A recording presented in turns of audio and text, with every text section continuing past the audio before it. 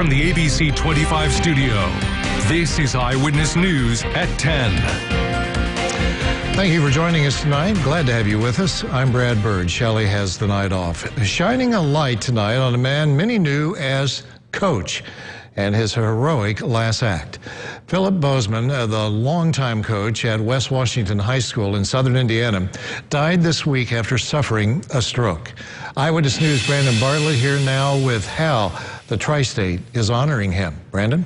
Well, Brad, coaching football is what Bozeman loved. He loved it so much he did it for 20 years. He watched as many young men grew up on his football field, and this week, many of those men watched as their hero became a hero to so many others. These Friday night lights have a different meaning tonight. The stands at Enlow Field and North High School are empty. No players are on the field. They're shining tonight along with others all across the state of Indiana in honor of Coach Philip Bozeman and his dedication to helping others. We'd cross paths frequently, at least 3 times a year.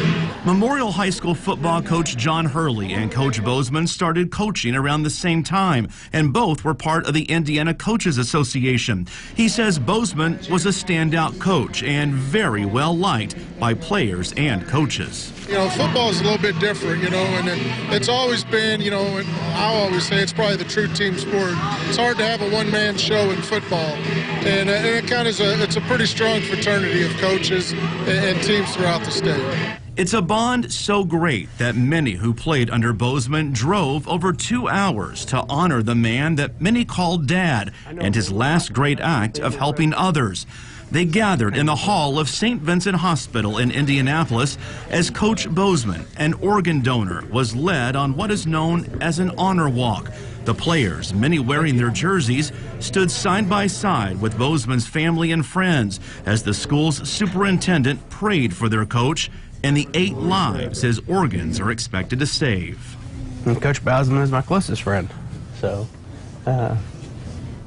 it's difficult, but I know what he'd want me to do, and that would be to lead these kids through this difficult time. Tonight, it's Coach Bozeman and his selfless act that's in the spotlight here in the Tri-State and beyond. Bozeman was a husband and father of 2. His friends say his decision to be an organ donor and help to save lives didn't surprise them one bit. Brad? All right, thank you, Brandon.